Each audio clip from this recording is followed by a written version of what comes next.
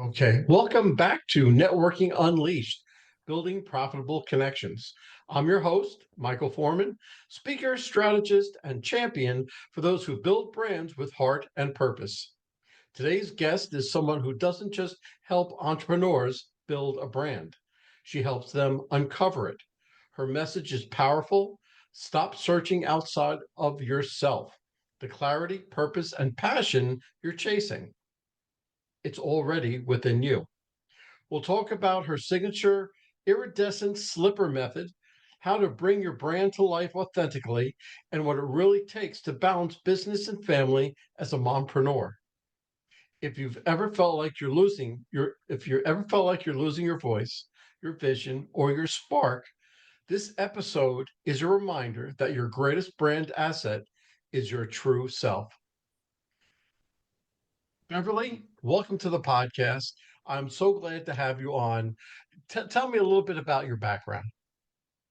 Oh, Michael, thank you so much. What a nice introduction. I appreciate it. It's always out of body when someone introduces you for some reason. I'm not sure why, but it is.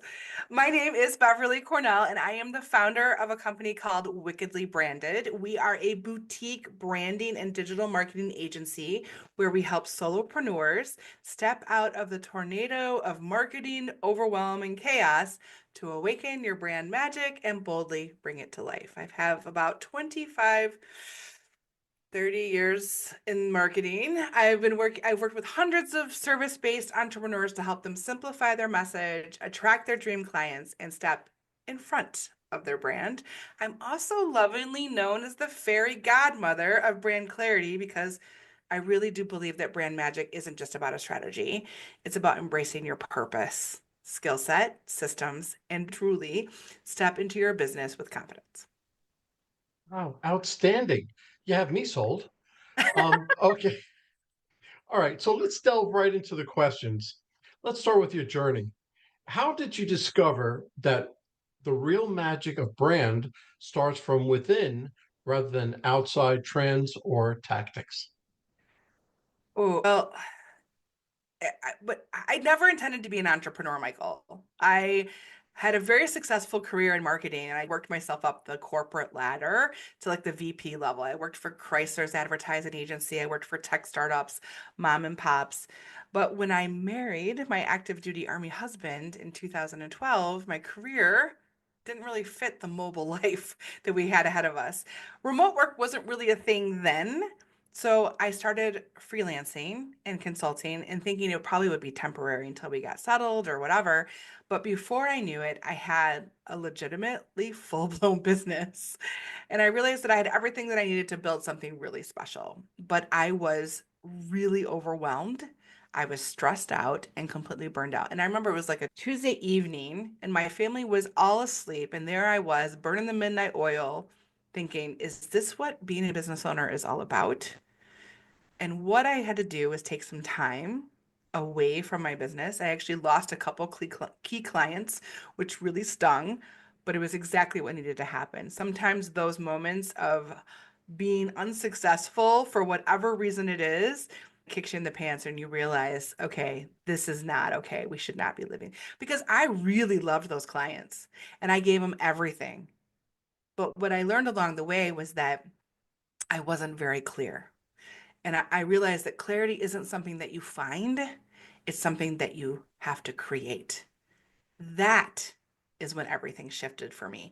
And that is when I created the method that you talked about. I actually have changed the name of it, Michael. It's the brand magic method instead of the iridescent slipper. But I will talk about the slippers in a second, which Okay. helps entrepreneurs who feel like they're overwhelmed and stressed out like I did, step out of the chaos and into their brand with clarity, confidence, and momentum. And it changed everything for me, and it changes everything for my clients. It's true that the more clear you are for your clients, the better they'll understand how you can help them. Hmm. And if they understand that you can help them in such a way, that's what they've been looking for.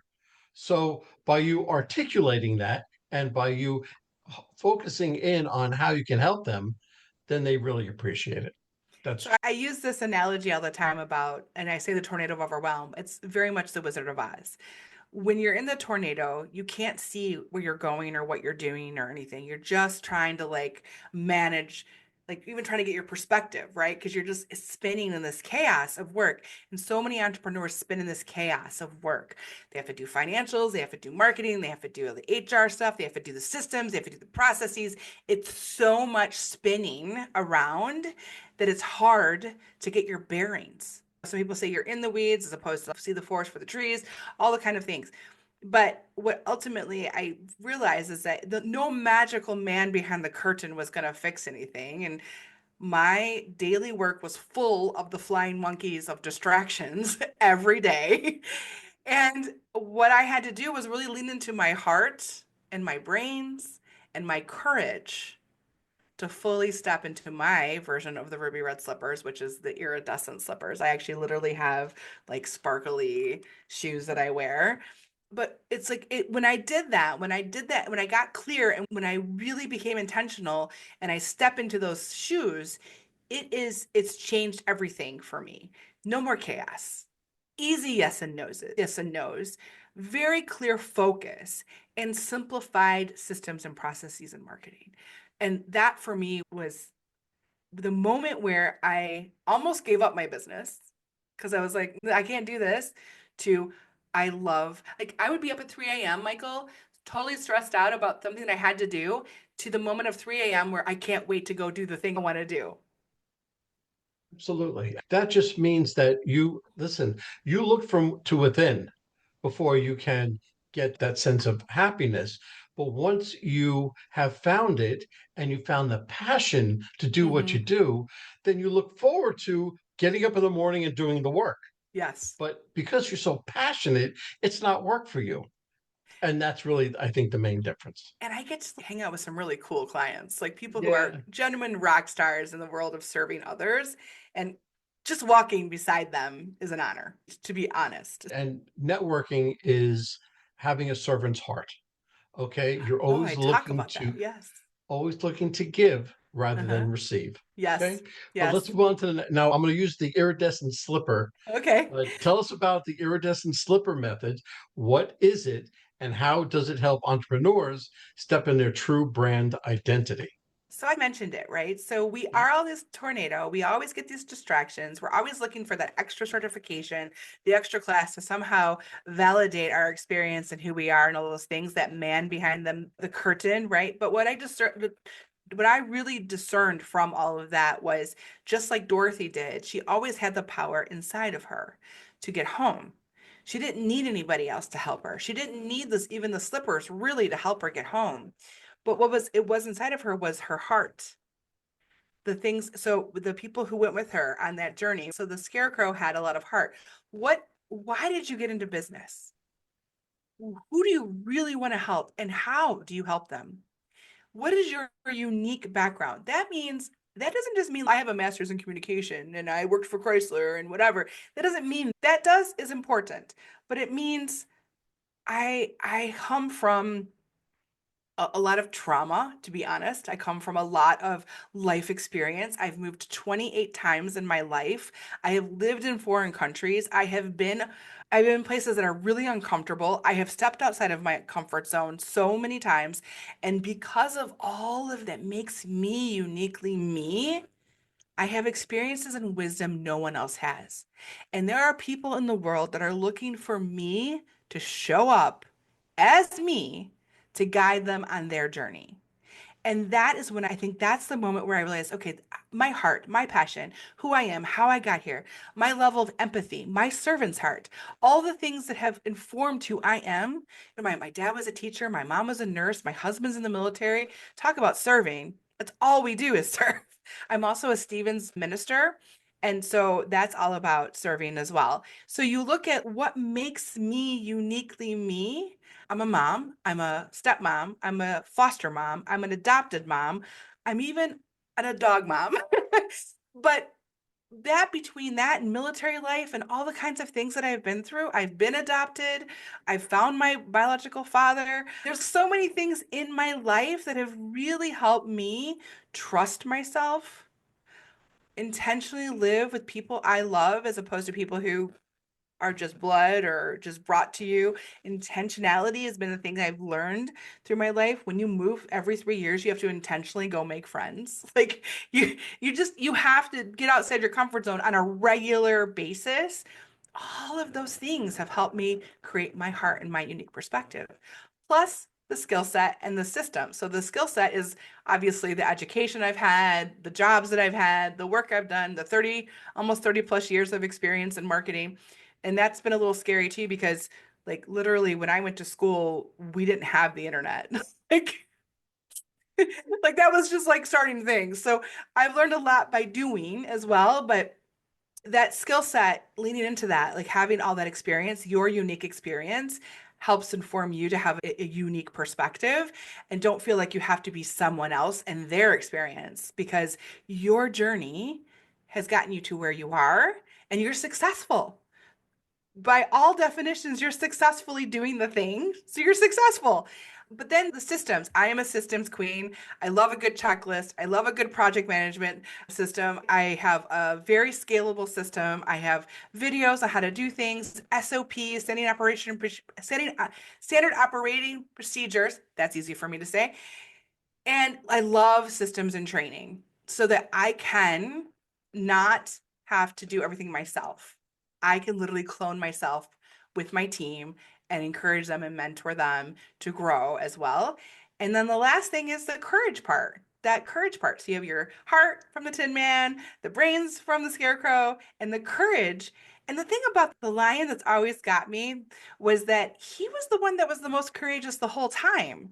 He was the one that was ready to fight anybody who needed to. And he was the one that, but he always was seeking this courage outside of himself. And that, I think, I know so many of our clients and so many entrepreneurs I've talked to has been the thing.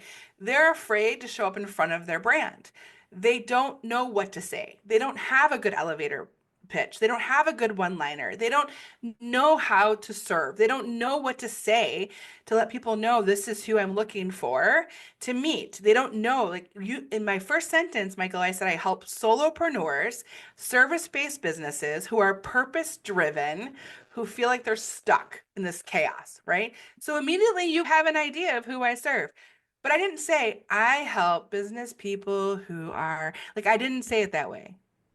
I said it with a little bit more creativity, a little bit more connection. I want to empower people to talk about things the way they'd actually would talk about them to a friend over coffee. And so I think that creating these systems and this process and all of this helps them step more visible in front of their brand. I used to think, and I know I'm not alone, I used to think that if I just did the work, it would speak for itself. Yeah.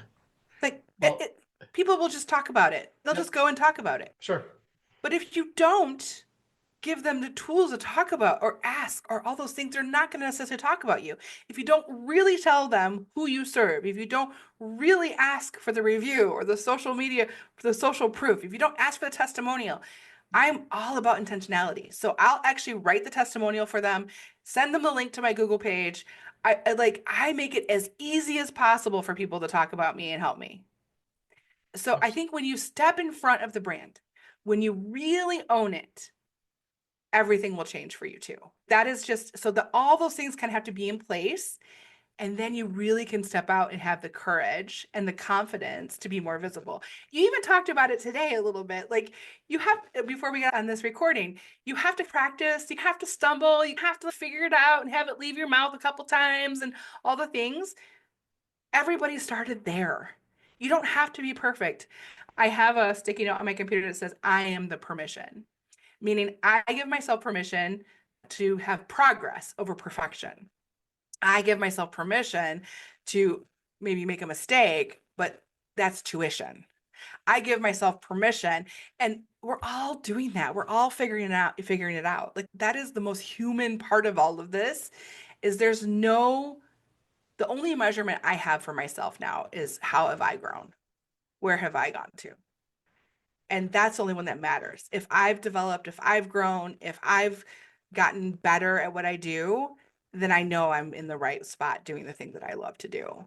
And at the end of the day, if I'm helping my clients and I see their transformations and I actually see them in tears and crying and saying, oh my gosh, this changed my life, this changed my business, then I know that's exactly where I'm supposed to be.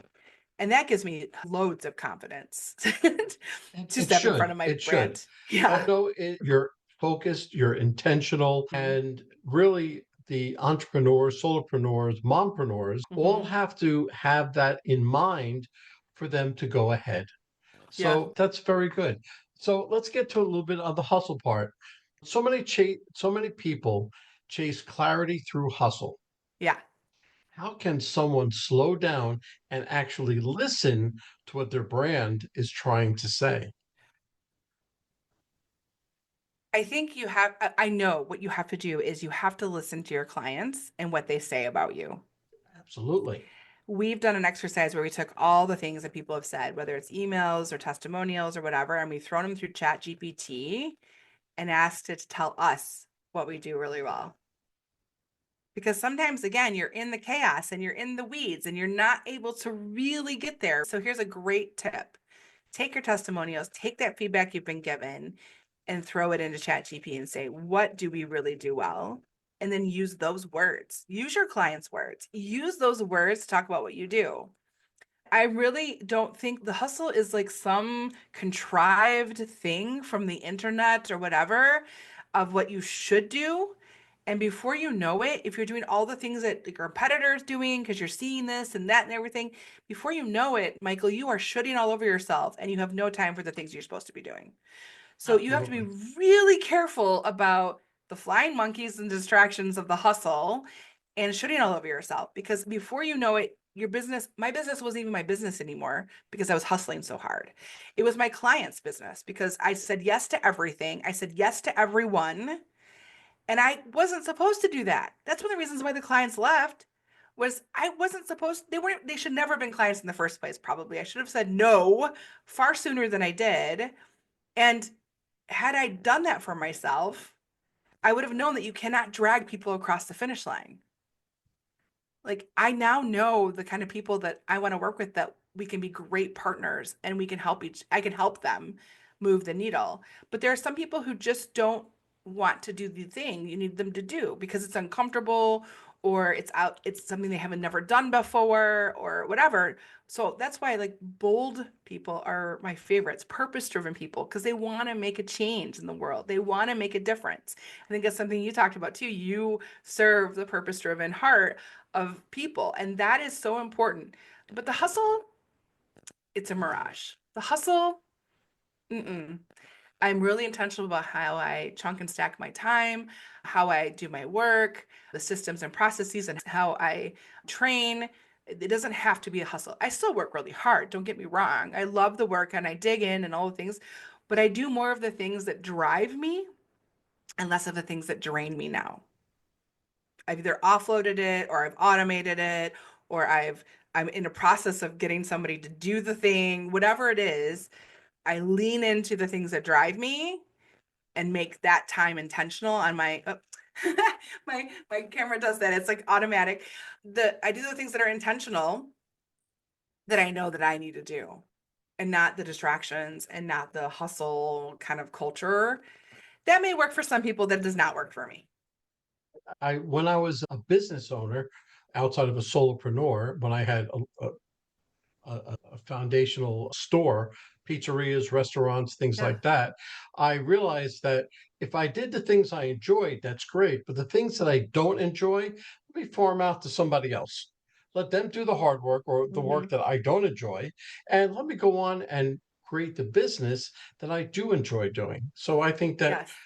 really much. So, okay. So let me just change a little bit as a mompreneur. Okay. Okay. How do you stay grounded in your vision while juggling the very real demands of business and family?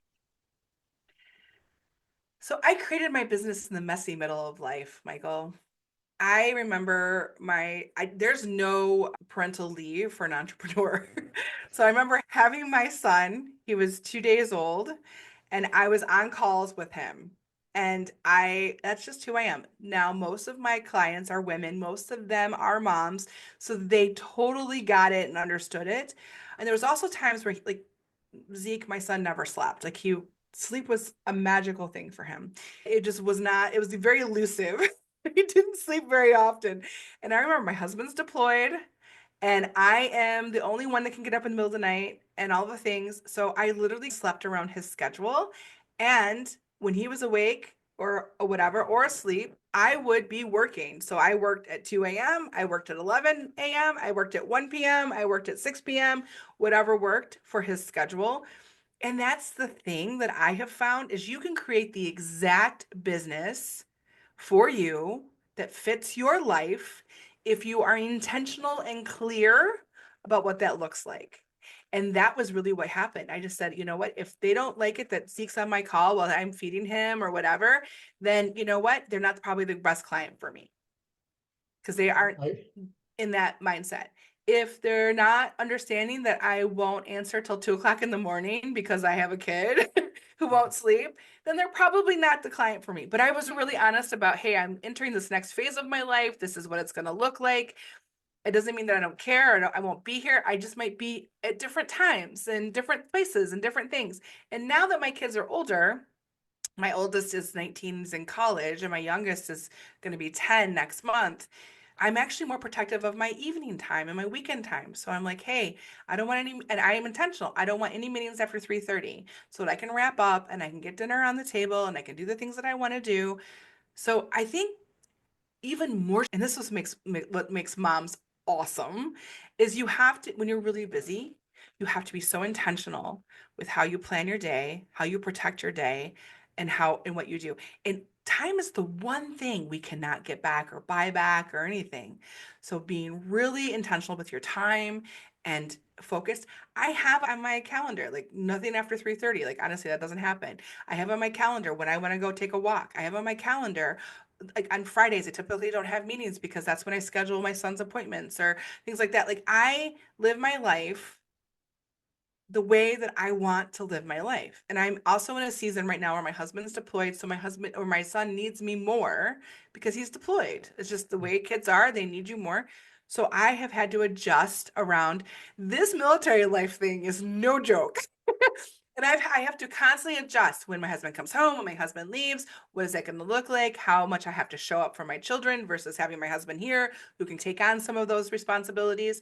But I think the thing that has made help keep me sane is this intentionality and the idea of being really clear about where my time is best spent and not saying yes to everyone and everything. Because when you do the things that you're not really good at, like you like, okay, I can do that thing.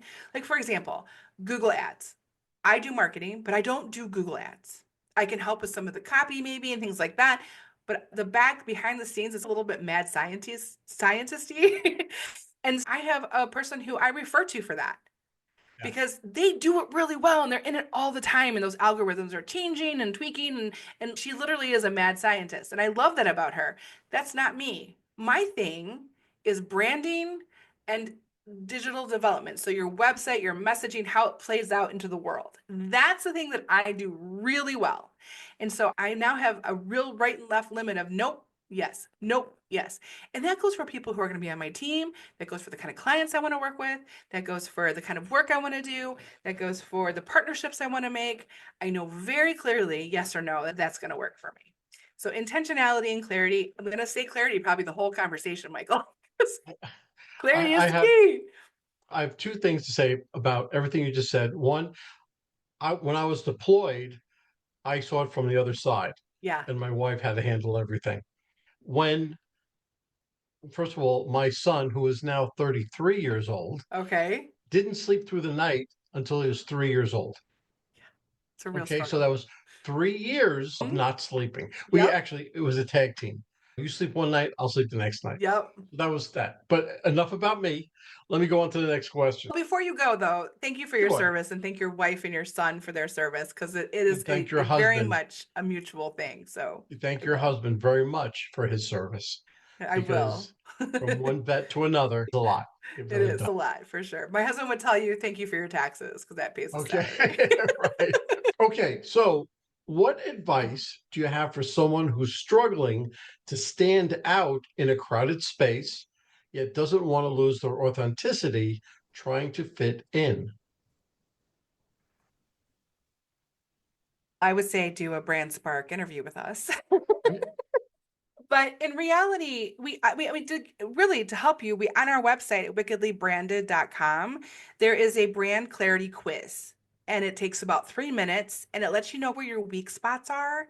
And it also gives you a few insights and tips on how to overcome some of those things that you might be struggling with. So that's a free tool. And there's lots of free tools on our marketing, on our resources tab on wickedlybranded.com, including a podcast, which you've been on. But I guess the biggest thing is to really lean into what makes you uniquely you and don't compromise on that. What I was afraid of before I was clear on my mission and how I wanted to serve and the transformation that we offered, I was afraid to share some really vulnerable things. But now that I know how I can help people with those things, I've been able to share more. For example, a couple weeks ago, I was at a soccer game with my child, and some parents were really rude, really rude. And it's very disappointing. Even their coach was really rude. You could tell that is where it's coming from. And one of the children pushed my son, not just in a soccer or whatever, but like legitimately just pushed him when the play stopped. And the ref saw it and all this. But my son did not respond. And that's something we've taught him. The way you win is you get a goal, not by pushing. So let them do that nonsense. As soon as you get the ball back, score. That's what you do. Really channel your energy into that thing. And I feel like that experience showed, it really talked a lot about how we parent and the kind of people we are. And I shared the story on LinkedIn talking about that because to me, I've never been prouder than of my child. Not because he shouldn't fight for who he is and all those things. Like he knows that there's certain times where you might have to push back, but in the sense of I'm just going to channel this in a really positive way and I'm going to win the way you're supposed to win. And that story says a lot about who I am That's as a nice. leader, as a boss, as a partner, of how I want to win. I want to win the right way. I don't want to win because we pushed or whatever. I want to win because we worked freaking hard and we did the thing we were supposed to do. And so Absolutely. I've used those stories. I get really personal about some of those stories because that is the essence. Those are all examples of how I show up in the world. And so I'm Catholic, and Pope Francis died on Monday. We're recording this the week of April 21st. So for those listeners that are probably seeing this in a month or whenever you actually publish the episode, I'm Catholic, and I don't really talk about being Catholic or even but much about my religion often, except for that I am a Stevens minister. And really, the Stephen ministry is all about helping others, and so they don't feel like they're alone, is really what it's about. So if the pastor is too full, is too busy, we can go and sit with them as they grieve or as they struggle with cancer or whatever it is, but just knowing they're not alone. And that's how I feel about business owners. You don't have to do this alone. Like you can do this with other people. So when Pope Francis passed away, I said, I'm going to talk about him because I feel like he's the kind of leader. I actually converted to Catholicism in 2015. He became Pope in 2013. He was a major reason why I converted because I wanted to lead my life the way he led, serving others, putting others first, even some of the disadvantaged people. My entire team is all across the world. And one of the reasons that I do that is because if I can empower them to start a business in a third world country, they can change their family's trajectory. They can influence their community's trajectory. One of the requirements I have is they have to do a community project every quarter, meaning they have to give away marketing services to a business every quarter so that they're building their community. So I do this very intentionally. Again, intentionality is huge. So I feel like that's the thing. When you're talking about being unique, I'm not talking about, oh, we all do websites because every branding marketer does websites. I'm talking about how I lead, my focus, what I do, how we build, and the kind of person I am. That's what makes me unique and how indifferent.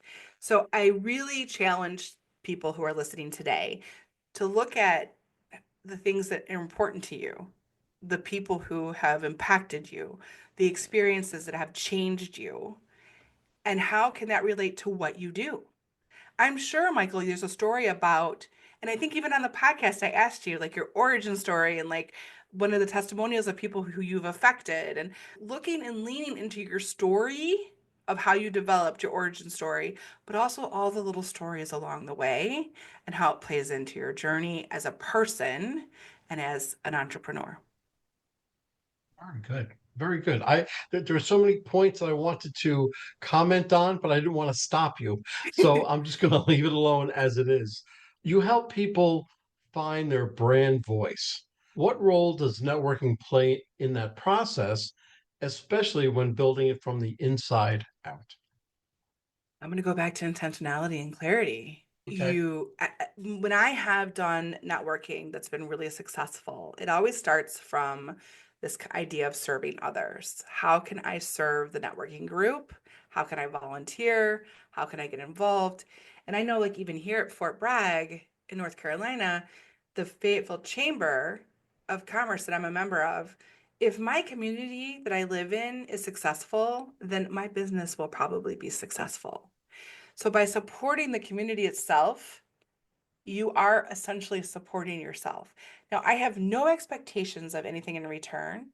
However, I do know there'll probably be some unexpected opportunities that will come my way based on who I meet, how I help, and how I just show up for the organization. So I went to a Fayetteville Chamber of Commerce event, and I was talking to the president of the chamber who I'd never met before. And I was introduced to him by the person who does a lot of the community outreach. And she had asked me to write a couple articles for their magazine on business for them. And I just wrapped up an article on internships and the power of them. And we do them a lot at Wickedly Branded. So I had a whole different perspective. Anyway, she introduced her and said, she's great. She writes for us. She's always ready to help. She's always okay. So now the ways that I'm being introduced is like this really nice person who's done all these things. And so immediately he's wants to say hi and see me. Well, I had suggested that the chamber do a podcast. I said, I feel like it's a missed opportunity. I feel like you should do a podcast. I do a podcast. I would be happy to share my tools, what it might look like, some ideas that I have. And the next thing you know, he's saying, hey, our big event that we have, 500 people, let's put you on the stage and you call out for like people's feedback so they can stop by, you can interview them, whatever. 500 people, Michael. I would never have gotten in front of 500 people that opportunity had all those other things not happened. So it really is about showing up as yourself. I don't want you to be fake about this. This is not going to work if you're fake. Showing up as yourself, the things that you're good at, how can you help? Maybe you're a systems person. Maybe you just are process driven, whatever. How can you help them with a system or a process that could benefit? Maybe you're a really good filer or organizer. Like, how can you do that? Whatever it is, the thing that you do the best, do it. I worked for an organization in Michigan called Automation Alley. I was the chair of their marketing committee, volunteered.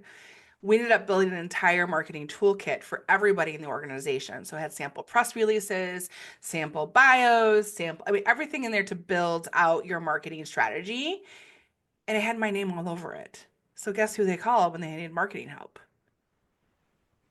So you just never know what the thing will be that will lead you to your opportunities. Be you. I remember I was part of the marketing and sales executives of Detroit. I was a member and I gave a talk on LinkedIn about how you can use LinkedIn to network and to build your business to all the marketing and sales executives. And after that event, they asked me to be on the board. So you just show up as you. Give freely, be genuine. And what I have found is I've found speaking opportunities, I've gotten some business for sure, but I've also gotten lifelong friendships. People who I just admire and respect and really enjoy being around. And that to me is worth everything too. So it's not just about work, but it's actually doing things with people that you really enjoy doing them with. Absolutely. And it all falls back to your servant's heart. Yeah. To how you can help somebody else without thinking about how it can help you. Yeah. Because as Zig Ziglar would say, if what goes around does come around, Yeah. because if you look to help, then others will help So let's bring this full circle. And if someone listening feels like they've lost their spark or identity in their business, what's the first small step they can take to reconnect with their brand and their why? So that clarity, that elusive clarity thing that you don't just stumble upon, but you create. This is the little tip I'm going to give today to help you start that ball rolling. So if you're feeling overwhelmed in your business, it's probably because your message or your mission is just not as clear as it should be. So let's fix it. That's the first step. So just take 5, 10 minutes today to jot down one thing that makes your brand truly unique, you truly unique. Maybe it's a story, maybe it's how you got started, maybe it's how someone talked about you. But think of all your lived experiences that give you insights or certain things like maybe it gives you the skill of empathy or gives you the skill of listening because of your life experience, or maybe you're really observant because of your experience in life. But think of all the things that you've experienced, and then think of all the things that light you up, that speak to your heart, that speak to your purpose, to your why you want to help people, how you help people. That little nugget of clarity is going to be a foundation for everything else that you do. You want to build out from that. It's really magical. Once you've got that the overwhelm just starts to melt away because now you know. And I would say, just like with core values, they don't just sit on a wall. It becomes infused in everything you do. This 5 minute exercise of the thing that makes you truly unique, the thing that makes your lived experiences and your passion and everything correlate together, becomes a decision of does it feed that or does it take away from it? Yes or no? That's easy decisions. So when you're thinking like, oh, I have to do this thing, does it feed it? Yep. Does it not? Probably don't need to do it. Or you need to figure out somebody else or some way else to do it. And I love automation. I love offloading. I love scaling. I love systems. And I've just figured out that's the best thing for it. So does it speak to it? Yes or no? And that will help clear the fog, clear the overwhelm, and really help you prioritize what you need to do next for your business. Really, this was absolutely wonderful. You were a sensational guest. And listen, if somebody wants to be coached or they wanted you to teach them or anything, how can they possibly get hold of you? So they can always go to the website, wickedlybranded.com, check out that quiz. That's great. But you can Google Beverly Cornell or Wickedly Branded, and we are on all the social media platforms. I'm on LinkedIn. I would love to connect. I am a connector, as you can tell. And then just really, but don't just connect with me. Reach out to me. Let's talk. Like actually have a conversation and see how we can help each other because that's where the magic is in the relationship, in the actual connecting. So I would love for a DM or like just take it offline a little bit and let's try to connect and have a 15-minute conversation or whatever. And if there's no intersections or whatever, totally fine too. We got to have a chat. So I really welcome more than just a connection if possible. But yeah, we are everywhere. So you Okay, can't miss perfect. us. Beverly Cornell and Wickedly Branded. Beverly, I can't tell you enough. I thank you so much for coming on to the podcast. Michael, thank you so much for having me on the show. It was an absolute pleasure to connect again and share Okay. insights with you and your audience. I love the conversation, and I really hope the tips and stories we talked about today are helpful and inspiring for your listeners. Well, hold on, folks. Don't go anywhere.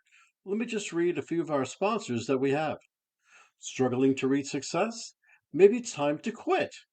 In Quit Your Way to Success by Rodney Davis, this reveals 27 steps to breaking bad habits that hold you back. This powerful book helps you rewire your mindset, take control of your actions, and turn setbacks into stepping stones. With real life examples, motivational quotes, and actionable lessons, especially for sales professionals, you'll gain the tools to quit what's stopping you and start winning. Transform your future today. So Quit Your Way to Success by Rodney Davis, available now on Amazon. And this is a nonprofit called Revved Up Kids. This is something I believe in wholeheartedly. Revved Up Kids is on a mission to protect children and teens from sexual abuse, exploitation, and trafficking. They provide prevention training programs for children, teens, and adults. To learn more, go to revvedupkids.org. That's REVVEDUPKIDS.org. A huge thank you to our guest for sharing such incredible insights today. And of course, a big shout out to you, our amazing listeners, for tuning in and spending your time with us. If you're interested in my digital courses, being coached, or having me come and talk to your company, just go to Michael and fill out the request form. Remember, networking isn't about being perfect, it's about being present. So take what you've learned today, get out there, and make some meaningful connections. If you've enjoyed this episode, please don't forget to subscribe, leave us a review, and share it with someone who could use a little networking inspiration. Let's keep the conversation going. You can find me on Apple, Spotify, Pandora, YouTube, or my website, forman.com/podcasts.